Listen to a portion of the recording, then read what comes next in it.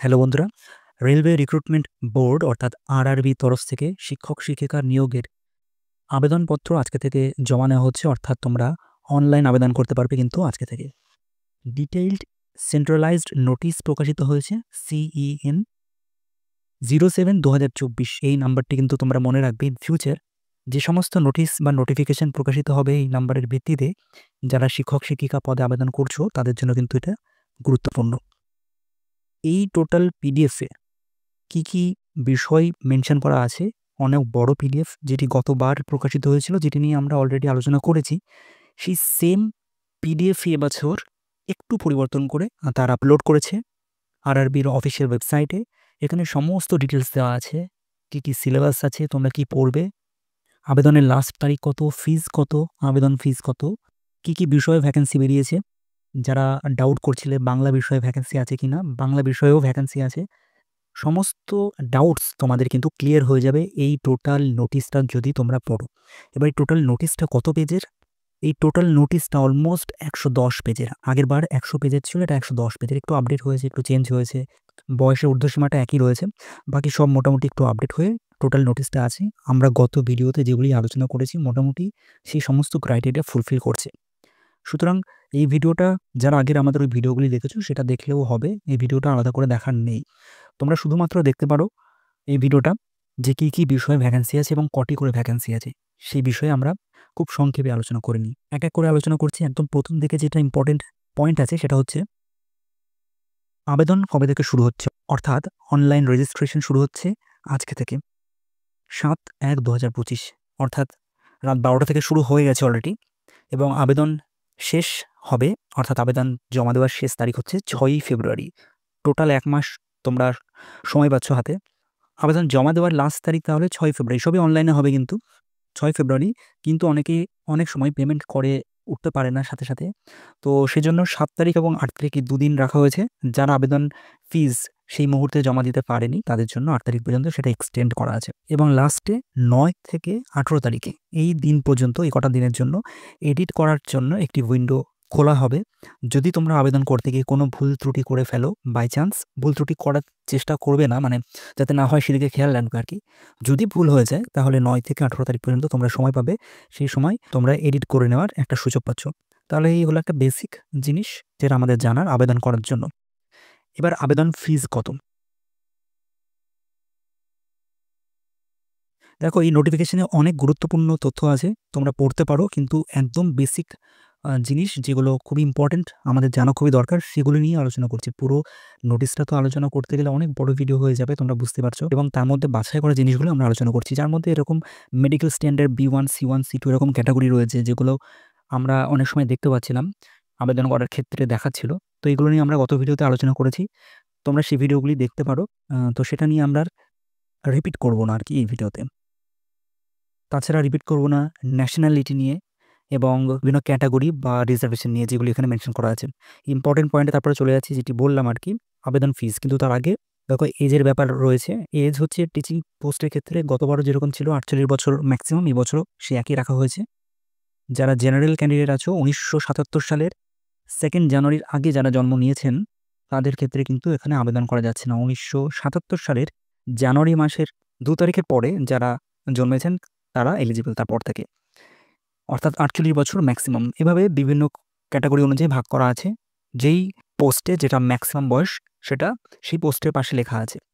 সেটা পরবর্তীকালে যখন পোস্টগুলি দেখব কী বিষয়ে ভ্যাকেন্সি বেরিয়েছে সেখানে আমরা খুব সংক্ষেপে দেখে নেব। এছাড়া রিজার্ভেশন ক্যাটাগরি বা আদার ক্যাটাগরি যারা আছে তারা স্বাভাবিকভাবে ছাড় পাচ্ছে, এজ রিল্যাক্সেশন আর কি। এক্সামিনেশন ফিজ যেটা বলছিলাম, আবেদন চার্জ 500 টাকা দিতে হবে জেনারেল ক্যান্ডিডেটদের আবেদনের জন্য, এবং তার মধ্যে 400 টাকা রিফান্ড করে দেওয়া হবে যদি তারা এক্সামিনেশনে অ্যাপিয়ার হয়, এক্সামিনেশন দেয়। সুতরাং আবেদন ফিস 100 টাকা তাদের কাছ থেকে চার্জ করা হচ্ছে। অন্যান্য ক্যাটাগরির ক্যান্ডিডেট যারা আছো, ফিমেল ক্যান্ডিডেট হোক বা ট্রান্সজেন্ডার হোক বা এক্স সার্ভিসম্যান বা SC/ST, তাদের কাছ থেকে 250 টাকা নেওয়া হবে। তারা যদি এক্সামিনেশনে অ্যাপিয়ার হয় তাহলে তাদের সম্পূর্ণ টাকাই ফেরত দিয়ে দেওয়া হবে। মোডস অফ পেমেন্ট, কীভাবে তোমরা আবেদন করবে, মানে কীভাবে তোমরা টাকা কাটাবে, debit card, credit card, internet banking এবং UPI, এই সব ট্রানজ্যাকশনের মাধ্যমে তোমরা আবেদন ফিস কাটাতে পারবে। তো এগুলো নিয়ে আবার আমরা আলোচনা করছি না, আবার ইম্পর্টেন্ট পয়েন্টের দিকে চলে যাই। নিচের দিকে কি আছে, কি বিষয়ে ভ্যাকেন্সি আছে। আমি শুধু টিচিং পোস্টগুলির কথাই শুধু এখানে বলছি, অন্যান্য পোস্টগুলির কথা কিন্তু বলছি না। যদি কেউ জানতে চাও আলাদা করে তোমরা কমেন্ট সেকশনে জানাতে পারো, তাহলে আমি আলাদা করে একটি ভিডিও করে দেবো। টিচিং পোস্টগুলির ক্ষেত্রে একটু বেশি গুরুত্ব দেওয়া হয় আমাদের চ্যানেলটিতে। তো সেজন্য আমরা টিচিং পোস্ট নিয়ে আপাতত আলোচনা করছি। দেখো বন্ধুরা, টিচিং পোস্টের ক্ষেত্রে প্রথমে পিজিটি পোস্টের কথা বলছি। পিজিটি প্রত্যেকটি পোস্টের ক্ষেত্রে মাস্টার ডিগ্রি দরকার হয় 50% মার্কস সহ, এবং তার সঙ্গে বিএড, এটা কিন্তু ম্যান্ডেটরি একদম। এছাড়া কম্পিউটারের নলেজ থাকলে তোমরা অগ্রাধিকার পাবে। এটা মাথায় রেখে সমস্ত পিজিটি সেকশনে তোমরা আবেদন করতে পারবে। আর কী সাবজেক্টে ভ্যাকেন্সি বেরিয়েছে সেই সাবজেক্টের নাম এখানে মেনশন করে দেওয়া রয়েছে। যেরকম প্রথমে PGT commerce male, PGT commerce male এবং পিজিটি কমার্স এর মধ্যে কি পার্থক্য? কমার্স মেলের ক্ষেত্রে শুধুমাত্র মেল ক্যান্ডিডেটরা আবেদন করতে পারছে। শুধু কমার্স যেখানে লেখা আছে সেখানে ফিমেল মেল উভয় ক্যান্ডিডেট আবেদন করতে পারবে। আবার একই রকমভাবে Hindi male. Political science, PGT Bengali, PGT biology English medium, PGT biology English medium male. এবার এখানে বায়োলজি ইংলিশ মিডিয়াম ব্র্যাকেটে যখন লিখে দেওয়া রয়েছে, অনেক ক্ষেত্রে ইংলিশ মিডিয়াম ব্র্যাকেটে মেনশন করা নেই। তাহলে এই দুটির মধ্যে কী পার্থক্য? ইংলিশ মিডিয়ামে মানে তোমরা যেই পোস্টের জন্য আবেদন করছো, ইংলিশ মিডিয়ামের যে ভ্যাকেন্সিগুলি যখন তোমরা দেখবে কটি করে ভ্যাকেন্সি আছে, সেক্ষেত্রে শুধুমাত্র ইংলিশ মিডিয়াম স্কুলেই তোমাদের কিন্তু রিক্রুট করা হবে, যেগুলি আরআরবির আন্ডারে। যেগুলির ব্র্যাকেটে ইংলিশ মিডিয়াম মেনশন করে দেওয়া নেই, সেই স্কুলগুলিতে তোমরা ইংলিশ বা সেই রিজিয়নের ভাষাতে তোমাদের পড়াতে হবে, অথবা ইংলিশ এবং হিন্দিতে তোমাদের পড়াতে হবে, যে কোনো একটি ভাষাতে আর কি। কিন্তু যেখানে ইংলিশ মিডিয়াম মেনশন করে দেওয়া রয়েছে সেখানে তোমাদের কিন্তু কেবল ইংলিশ মাধ্যমেই পড়াতে হবে। তারপরেটি দেখো post graduate teacher biology English medium mail. এক্ষেত্রে মেলরা আবেদন করতে পারবে।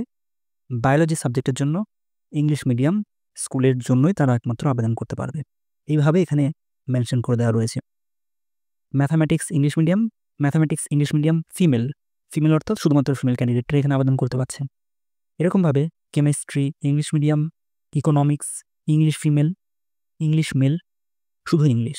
তাহলে এখানে 3 রকম ক্যাটাগরি দেখা গেল। ফিমেল ক্যাটাগরিতে শুধু ফিমেল, মেল ক্যাটাগরিতে শুধু মেল, এবং যেটা শুধু ইংলিশ লেখা আছে সেখানে ফিমেল মেল উভয় ক্যান্ডিডেট আবেদন করতে পারছে। Geography English medium, history English medium, home science English medium, physics female, physics male, sociology, physical education, post graduate teacher computer science এবং সায়েন্টিফিক সুপারভাইজার বা ergonomics and training.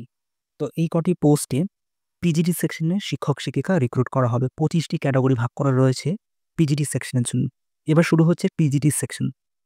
Trend graduate teacher ড্রয়িংয়ের ক্ষেত্রে, এক্ষেত্রে minimum qualification আমি বলে দিই। Trend গ্র্যাজুয়েশনের ক্ষেত্রে graduation থাকতে হবে সেই বিষয়, সঙ্গে তোমাদের বিএড দরকার হয় এবং সিটের দরকার হয়। ড্রয়িংয়ের ক্ষেত্রে কিন্তু এরকম ম্যান্ডেটরি নয়। ড্রয়িংয়ের ক্ষেত্রে এখানে দেখা যাচ্ছে গ্র্যাজুয়েশন অনার্স আর্ট এবং আর্ট এডুকেশনে, অথবা সেকেন্ড ক্লাস নিয়ে গ্র্যাজুয়েশন যদি কমপ্লিট করে থাকো ড্রয়িং বা পেন্টিংয়ে অথবা ফাইন আর্টসে, এবং 2 বছরের ডিপ্লোমা কোর্স যদি করা থাকে ড্রয়িংয়ের ওপর, তাহলে আবেদন করা যাচ্ছে। অন্যান্য পোস্টগুলির ক্ষেত্রে দেখলে আরও একটু তোমাদের ক্লিয়ার হয়ে যাবে। তারপর দেখো chief law assistant, public prosecutor, physical training instructor English medium. এক্ষেত্রে ফিজিক্যাল এডুকেশন নিয়ে গ্র্যাজুয়েশন কমপ্লিট করে থাকতে হবে, অর্থাৎ বিপিএড, এবং ইংলিশ মিডিয়ামে তোমরা পড়াতে পারবে। সেটার জন্য এখানে ইংলিশ মিডিয়াম, এটা আমি আলাদা করে আর বলছিলাম। Train graduate teacher arts Bengali medium. এবার দেখো বিষয়টা, গ্র্যাজুয়েশন করে থাকতে হবে। এক্ষেত্রে যেহেতু বিষয় মেনশন নেই, যে কোনো বিষয় থেকে তোমরা হও না কেন আবেদন করতে পারছো টিজিটি আর্টস বিভাগের জন্য। গ্র্যাজুয়েশন সঙ্গে 2 বছরের ডিএলএড, যদি সেটা না থাকে 50% মার্কস সহ গ্র্যাজুয়েশন, অথবা পোস্ট গ্র্যাজুয়েশন আর্টসের সঙ্গে বিএড। সুতরাং গ্র্যাজুয়েশন সঙ্গে বিএড থাকলে কিন্তু পিজিডি পোস্টে আবেদন করা যায়। এবং তার সঙ্গে তোমাদের, এটা গেল এ ক্যাটাগরি আন্ডারে, এবং বি ক্যাটাগরি আন্ডারে কি বলেছে, টেট কোয়ালিফাই করে থাকতে হবে। টেট মিনস সিটেট হতে পারে, রাজ্যের টেট হতে পারে, যেটি আমরা আগের ভিডিওতে আলোচনা করেছিলাম। এটা এই বছরের আপডেটেড নোটিস, তাই আমি আরেকবার রিপিট করে দিচ্ছি। সুতরাং তোমাদের টেট কোয়ালিফাই করতে হবে টিজিটি পোস্টে যারা আবেদন করতে চাও, সেটা রাজ্যের টেট হোক বা সিটেট হোক। রাজ্যের টেট বলতে আপার প্রাইমারি যারা কোয়ালিফাই করে থাকবে তারা কিন্তু টিজিটিতে আবেদন করতে পারবে। পশ্চিমবঙ্গে প্রাইমারি টেট যদি কোয়ালিফাই করে থাকো তাহলে কিন্তু টিজিটির জন্য এলিজিবল নও। আবার সিটেট পেপার 1 যদি কোয়ালিফাই করে থাকো তাহলেও কিন্তু এলিজিবল নও। ফর্মটি কীভাবে ফিল আপ করবো সেটার একটা আলাদা আমরা ভিডিও করব, সেখান থেকে আরও ডিটেলস আমরা দেখে নেব, আরও ক্লিয়ার হয়ে যাবে ব্যাপারটা যখন আমরা আবেদন করব। কি কি সমস্যা আসছে দেখতে পাবো। আমি সেটি নিয়ে আলাদা একটা ভিডিও করব। তোমরা সেই ভিডিও থেকে আশা করি হেল্প পাবে। তারপর তোমরা আবেদন করবে যাতে কোনো অসুবিধার মধ্যে তোমরা না পড়ো। এরপর টিজিটি আর্টস ইংলিশ মিডিয়ামের ক্ষেত্রে একই রকমভাবে গ্র্যাজুয়েশনের 50% মার্কস সঙ্গে বিএড। গ্র্যাজুয়েশন মিনিমাম কোয়ালিফিকেশন বলছি, পোস্ট গ্র্যাজুয়েশন যদি থাকে তাহলে তো অবশ্যই ভালো, তার সঙ্গে বিএড এবং টেট কোয়ালিফাই করা কিন্তু ম্যান্ডেটারি। এবং একই রকমভাবে যে ভ্যাকেন্সিগুলো টিজিটিতে রয়েছে, এছাড়া biology English medium, English, geography English medium, Hindi, mathematics English medium, mathematics and science. ম্যাথামেটিক্সের ক্ষেত্রে অনেক সময় অনেকে কোয়েশ্চেন করো যে এদের সাবজেক্ট কম্বিনেশন কীরকম থাকতে হবে। সেক্ষেত্রে দেখো, গ্র্যাজুয়েশন ম্যাথামেটিক্স নিয়ে কমপ্লিট করতে হবে অথবা পোস্ট গ্র্যাজুয়েশন সঙ্গে বিএড। তো ম্যাথামেটিক্স ক্লিয়ার হয়ে গেল, টেটটা আমি আর বলছি না। ম্যাথামেটিক্স অ্যান্ড সায়েন্স বলে যে পোস্টটি রয়েছে, train graduate teacher for mathematics and science, সেক্ষেত্রে কি বলছে, ম্যাথামেটিক্স তো থাকতেই হবে, তার সঙ্গে বোটানি এবং জুওলজি বা কেমিস্ট্রি এবং ফিজিক্স এই কম্বিনেশন থাকতে হবে। অর্থাৎ ম্যাথামেটিক্সের সঙ্গে বোটানি এবং জুওলজি বা কেমিস্ট্রি এবং ফিজিক্স এবং বিএড। এর পরেরটাই চলে যাচ্ছি মিউজিক টিচারের ক্ষেত্রে। একই রকমভাবে মিউজিকে গ্র্যাজুয়েশন বা নিচের যে কোনো একটি কোর্স যদি তোমাদের কমপ্লিট থাকে বা সার্টিফিকেট থাকে তাহলে আবেদন করা যাবে।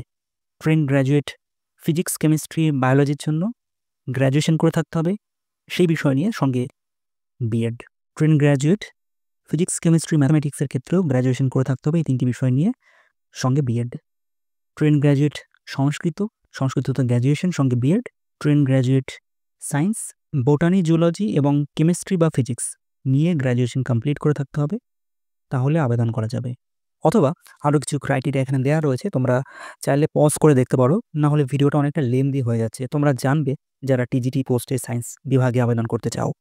এছাড়া physical training instructor English medium mail এবং কম্পিউটার সায়েন্সে ভ্যাকেন্সি রয়েছে। কম্পিউটার সায়েন্সের ক্ষেত্রে বিএড ম্যান্ডেটরি নয়।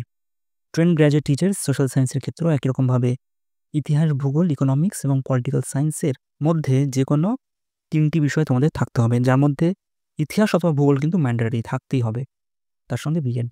একই রকমভাবে social science female, home science female, Hindi female, craft, Assamese, history, assistant training, translator, publicity inspector এই সমস্ত পদে ভ্যাকেন্সি দেখা যাচ্ছে। তাছাড়া লাইব্রেরিয়ান এবং মিউজিক টিচার পদেও ফিমেল পোস্টের জন্য ভ্যাকেন্সি রয়েছে। এরপর প্রাইমারি রেলওয়ে টিচার, এই ক্ষেত্রে অনেকেই এলিজিবল আবেদন করতে পারবে। সেক্ষেত্রে ক্লাস 12 পাস করে থাকলে 50% মার্কস সহ এবং 2 বছরের ডিএলএড থাকলে আবেদন করা যাচ্ছে বা ডিএড থাকলে আবেদন করা যাচ্ছে। এক্ষেত্রে একটা জিনিস নোটিস করার মতো, সেটা হলো এখানে লেখা আছে গ্র্যাজুয়েশন কমপ্লিট করে থাকো, তার সঙ্গে বিএড যদি থাকে তারাও এলিজিবল, এইটি এখানে কিন্তু মেনশন করে দেওয়া রয়েছে।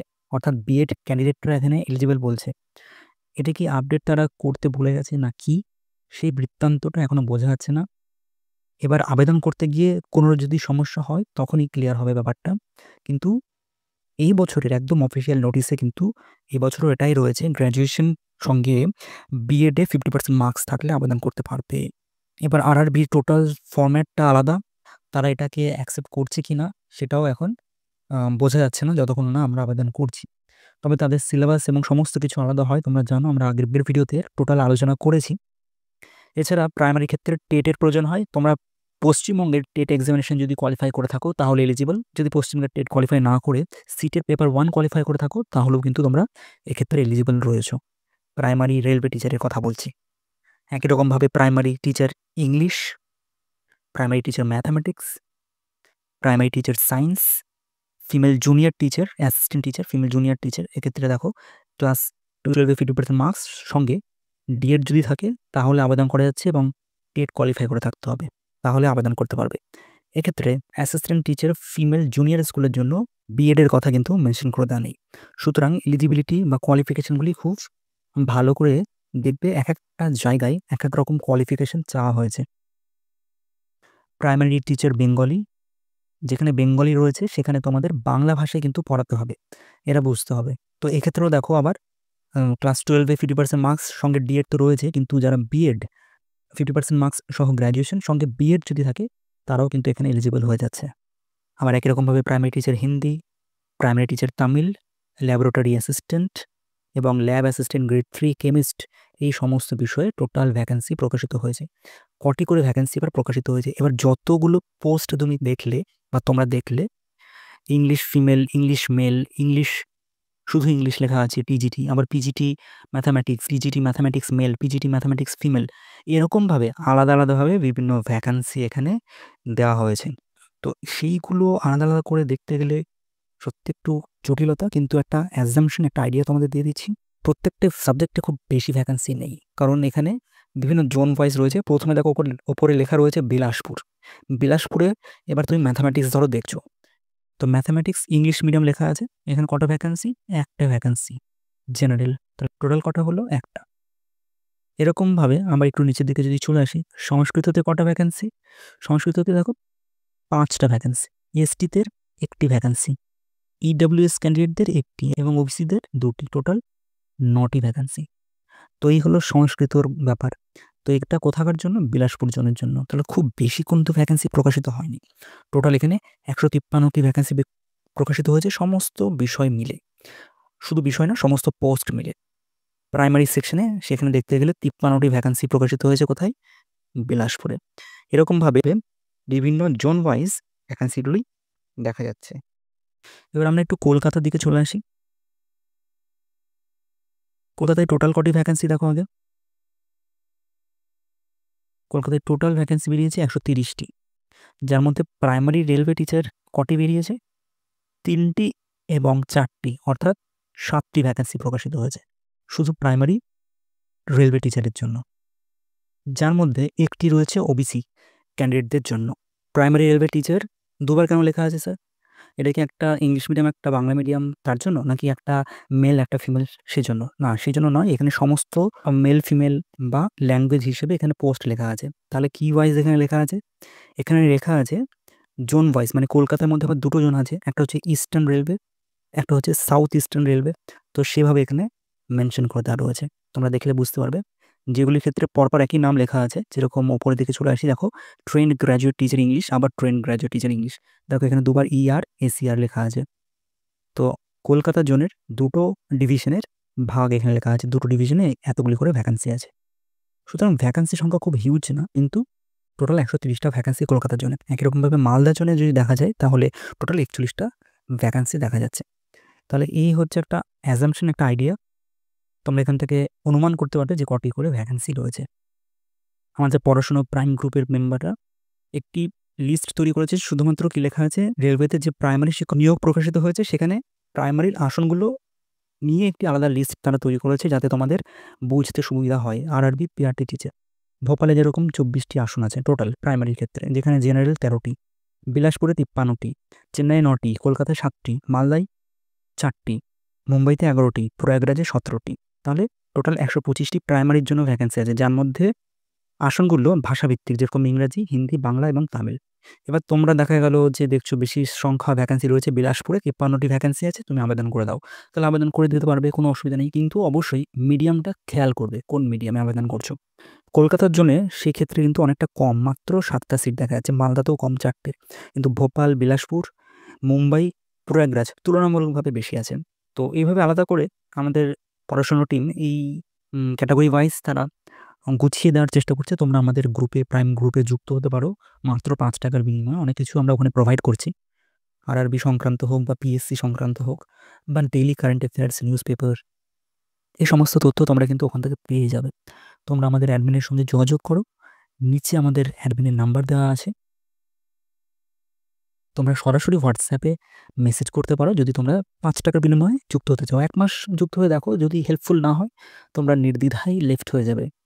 মাত্র 5 টাকা তোমাদের হারিয়েও যায় মাঝে মাঝে, তো এটা কোনো ব্যাপার না, একবার কানেক্ট করে দেখতে পারো, আশা করছি ক্ষতি হবে না কোনো। তো যাই হোক, এরপর ভ্যাকেন্সি সংখ্যা নিয়ে আমি আর আলোচনা করছি না। ভ্যাকেন্সি সংখ্যা তোমরা বুঝতে পেরেছো, একটা অনুমান তো করতে পেরেছো কতগুলি করে ভ্যাকেন্সি আছে। এবার সিলেবাসে চলে আসছি। দেখো, সিলেবাস নিয়ে আমরা আগের ভিডিওতে আলোচনা করেছি, সুতরাং এখানেও বেশ বড় করবো না। সিলেবাসে কোনো পরিবর্তন নেই। PGT সেকশনে এবং TGT সেকশনে যে সিলেবাস, সেটা হচ্ছে education, psychology of learner and teaching, curriculum and instruction. তো এই 3টে টপিকের উপর তোমাদের কোয়েশ্চেন করা হবে। সাবজেক্টিভ কোনো কোয়েশ্চেন কিন্তু RRBতে হয় না, সম্পূর্ণ ডিফারেন্ট অন্যান্য এক্সামিনেশনের থেকে। সুতরাং এইগুলো দেখেই তোমাদের কিন্তু এই সিলেবাস তোমাদের কভার করতে হবে। এর জন্য তোমরা বিএডে যেগুলি পড়েছো ম্যাক্সিমাম সেখান থেকেই সিলেবাস সেখানকারই সিলেবাস আর কি। তো সেগুলো একটু পড়াশোনা করবে তোমরা। একই রকমভাবে অ্যাসিস্ট্যান্ট টিচার বা মিউজিক টিচার বা অন্যান্য যে সমস্ত টিচার নিয়ে সংক্রান্ত তোমাদের ডাউটস আছে, আমরা আলাদা একটি ভিডিওতে সেটা কিন্তু অলরেডি আলোচনা করেছি, সিলেবাস কী আছে, তোমরা সেই ভিডিওটা দেখতে পারো। এছাড়া তোমাদের কোনো রকম কোয়েশ্চেন যদি থাকে কমেন্ট সেকশনে জানাও, আমি চেষ্টা করি সবার কোয়েশ্চেনের উত্তর দেওয়ার। তাছাড়া তোমরা আমাদের প্রাইম গ্রুপে যুক্ত হয়ে যাও, সেখানে সবাই ডিসকাসও করে, বিভিন্ন মেটেরিয়ালস আদান প্রদান হয়, সেখান থেকে তোমরা নিশ্চয়ই হেল্পফুল হবে। তো বন্ধুরা, দেখা হচ্ছে পরের আপডেটে। ভিডিওগুলি থেকে তোমরা যদি একটু হেল্পফুল হয়ে থাকো তাহলে সাবস্ক্রাইব করে সঙ্গে যুক্ত থাকো। Tata, take care.